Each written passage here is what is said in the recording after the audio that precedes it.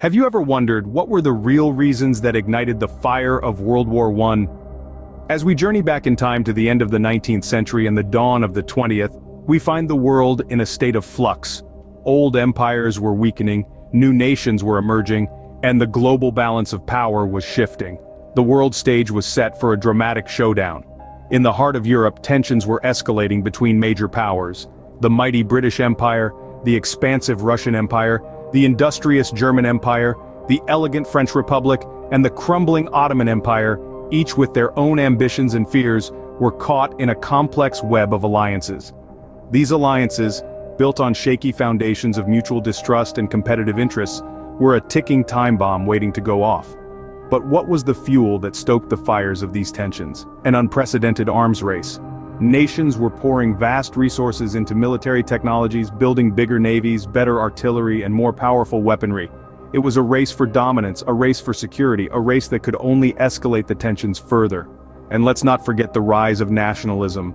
The concept of a nation, united by a common language, culture, and history, was gaining traction. People were beginning to identify more with their nation than their monarch or empire.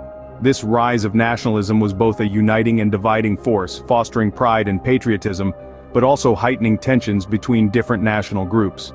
In the midst of all this, the world was also grappling with economic changes, social upheavals, and political transformations.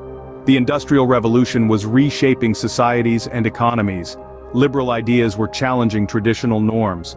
Revolutions were brewing in the corners of empires. The world was on the cusp of a new era.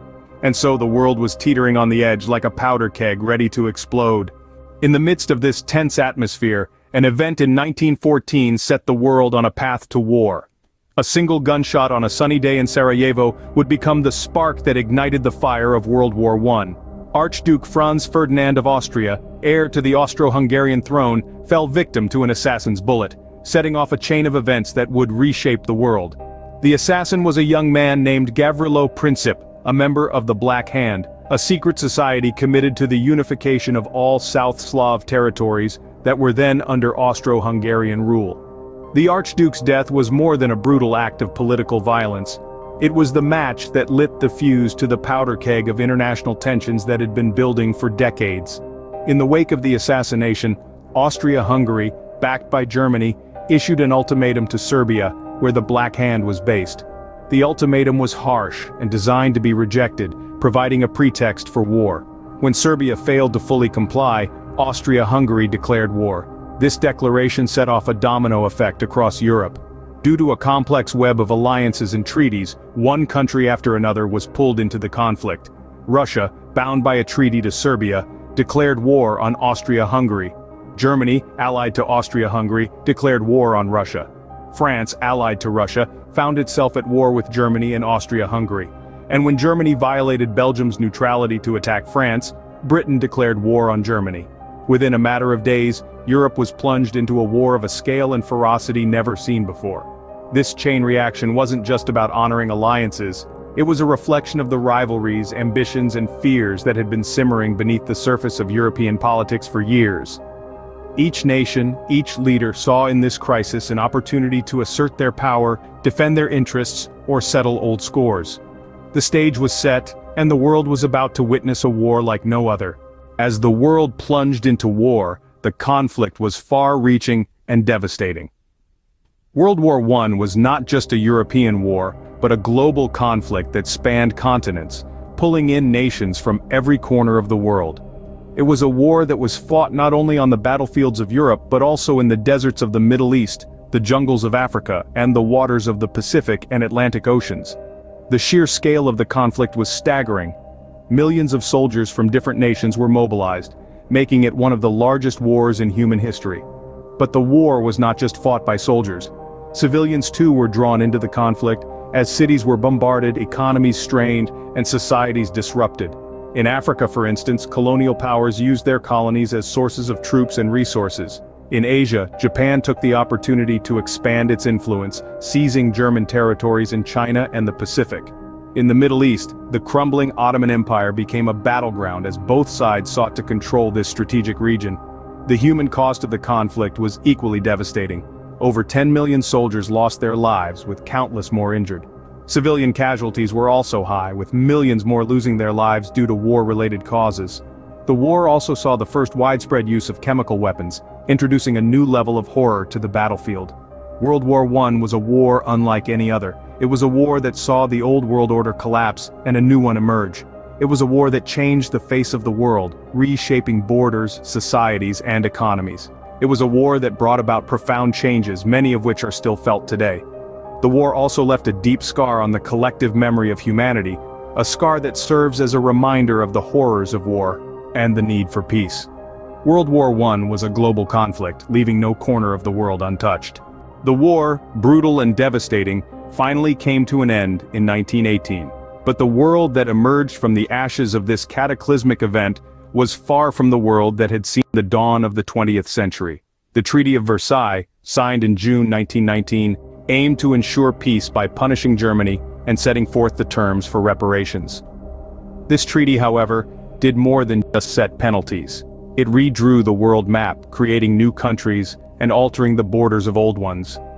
Countries like Poland, Czechoslovakia, and Yugoslavia came into existence, while others saw their territories shrink or expand. The Ottoman Empire was dismantled, giving birth to modern Turkey and several states in the Middle East.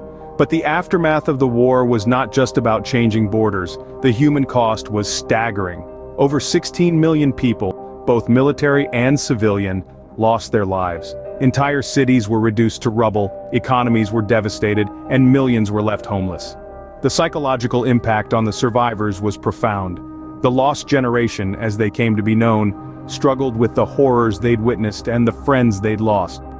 The war had also shaken people's faith in their leaders and their systems of government. Many questioned the very principles and ideologies that had led them into such a devastating conflict. In Russia, these sentiments led to the rise of the Bolsheviks and the start of a new kind of conflict, the Cold War. In Germany, the harsh conditions of the Treaty of Versailles sowed the seeds of resentment that would eventually give rise to the Second World War.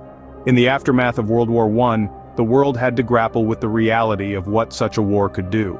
The optimism and progress of the early 20th century had been replaced by disillusionment and a deep understanding of the human capacity for destruction. In the wake of World War I, the world was forever changed. So, what were the real reasons behind World War I? Let's delve into the heart of the matter. The Great War was not a simple conflict, but a complex web of causes and effects. The key threads in this intricate tapestry include nationalism, imperialism, militarism, and the system of alliances that existed at the time. Nationalism, the fervent belief in the superiority or independence of one's own nation, acted as a double-edged sword. On one hand, it stirred patriotic fervor, uniting people under a common banner. On the other, it exacerbated tensions between nations, each viewing the other as a threat to their sovereignty. Imperialism, the policy of extending a country's power and influence through colonization, was another key factor. The scramble for colonies, particularly in Africa and Asia, led to fierce competition between the great powers of Europe.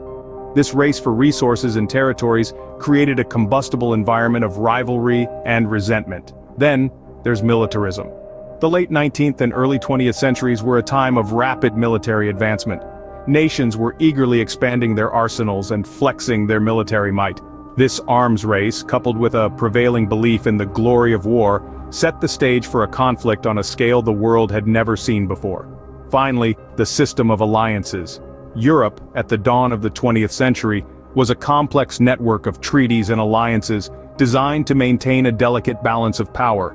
However, when Archduke Franz Ferdinand of Austria-Hungary was assassinated in June 1914, these alliances kicked into gear, plunging the continent, and eventually the world, into war. In the end, World War I was a tragic result of a confluence of factors, a stark reminder of the devastating cost of conflict. It was a war that changed the world, the echoes of which can still be heard today. It serves as a poignant lesson in the dangers of unchecked nationalism, rampant imperialism, aggressive militarism, and tangled alliances.